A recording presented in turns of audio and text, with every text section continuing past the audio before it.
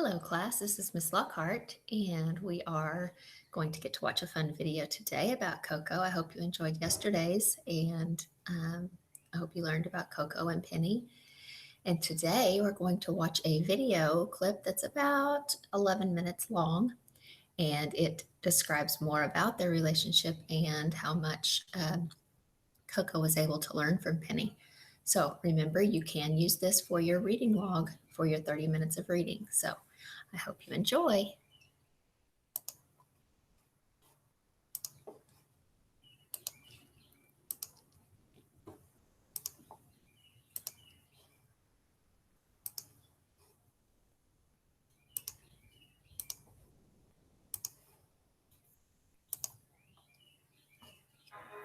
At a secret location, high in the misty hills, just south of San Francisco, I'm about to come face to face with the most famous gorilla in the world, Koko.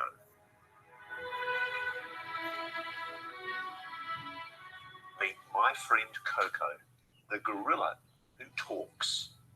And if you don't believe me, watch and see for yourself.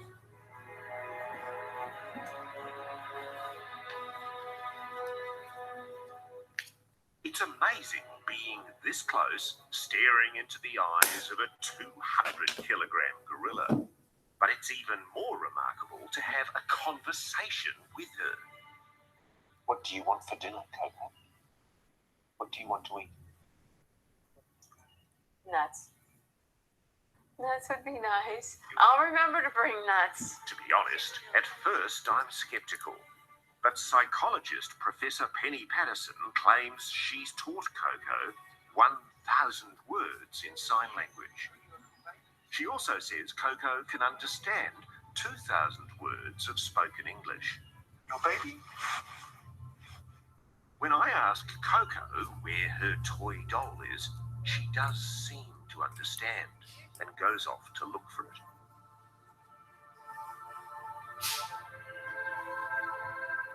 That's the one she brought. That's a There, beautiful she baby. got one for you. She's bringing it over though. This is one of the favorites. Hello. Penny, I doubt there is a child in the world who hasn't dreamed of being like Dr. Dolittle and talking to the animals. That's probably true. That would have been me.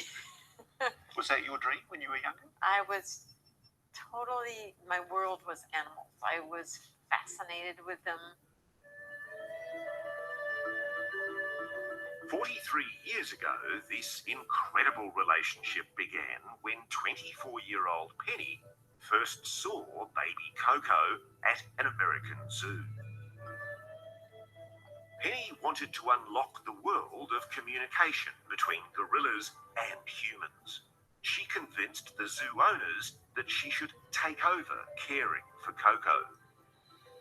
They've been together ever since. It's a beautiful relationship you have with her. So it is mother and daughter, and it's not all smooth rides, especially when adolescent hits. Do you have arguments? Sometimes. And it's like, who's going to win this one? She says, open time there. It's lovely to meet you. We need everybody in here. Arguments are more often than not about Koko's living arrangements. She tells Penny she wants me to come into her cage. Oh, honey, I know what you're planning. You're planning to have this really great visit. She wants a party, And doesn't she wants to open the door. But unfortunately, getting any closer than I am now is restricted for everyone's well-being. Sweetie, I'm sorry we can't do that today. If I could talk to the animals, just imagine it. Professor Patterson's 4 decades of research with Koko is now the longest-running ape-language study in history.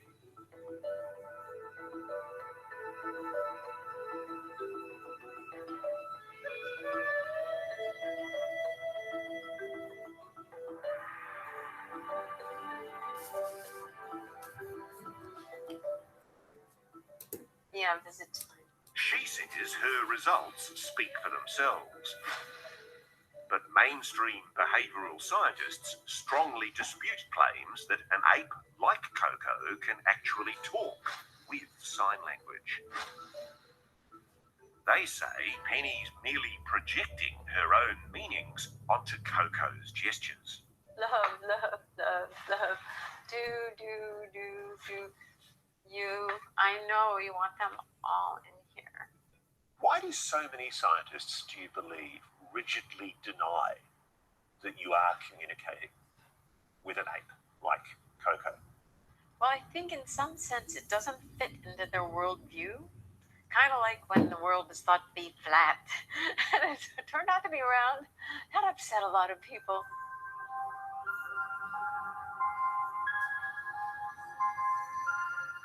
Incredibly, not only does Penny believe Koko understands words, but she's now also at a point where she's developing her own vocabulary.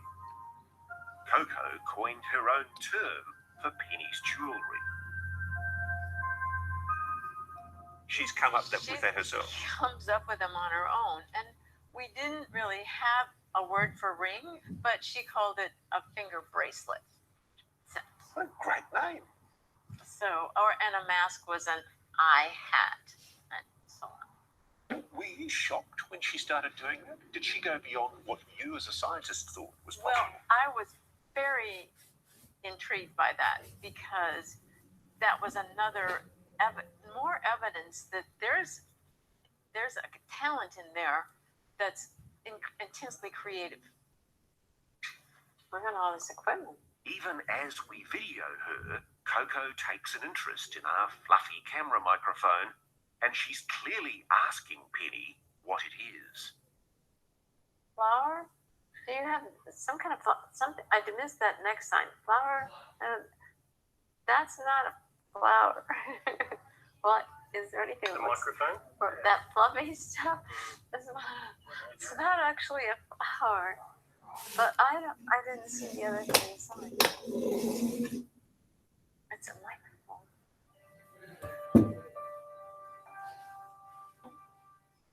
It's obvious Koko craves human interaction.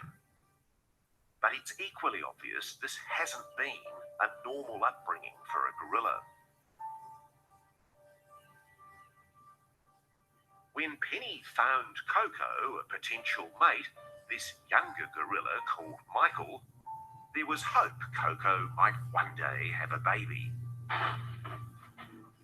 But while the two gorillas became firm friends, they never mated.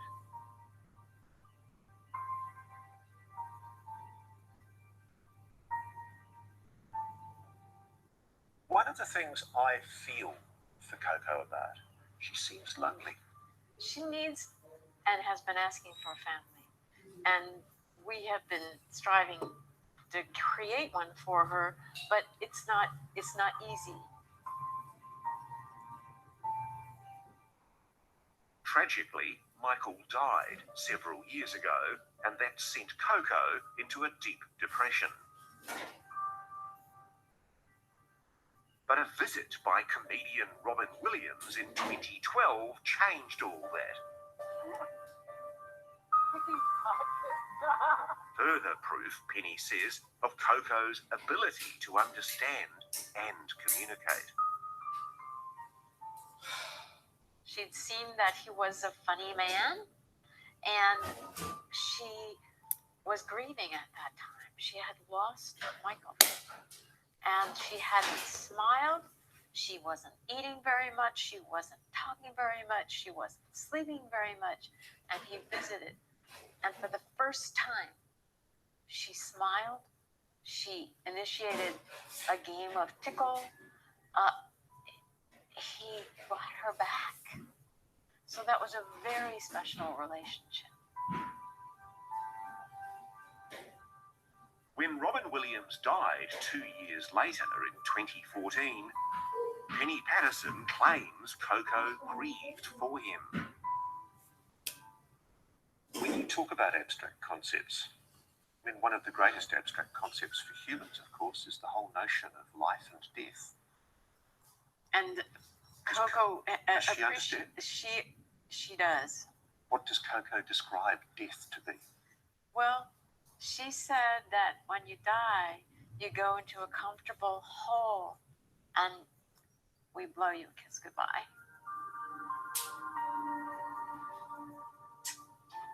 You're very, very beautiful. She liked that comment. So excited to meet you, Koko. She says, well, then do that. Just open this gate. This is what she's been aiming for the whole time.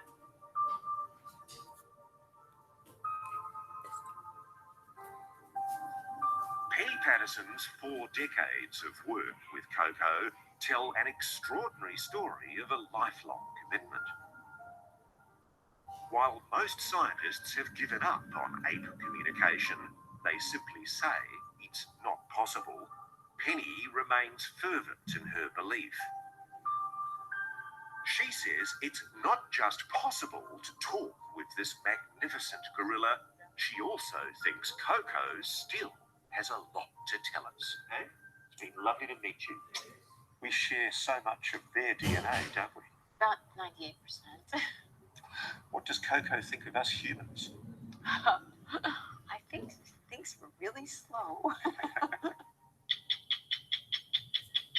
Hello, I'm Alison Langdon. Thanks for watching. To keep up with the latest from 60 Minutes Australia, make sure you subscribe to our channel. You can also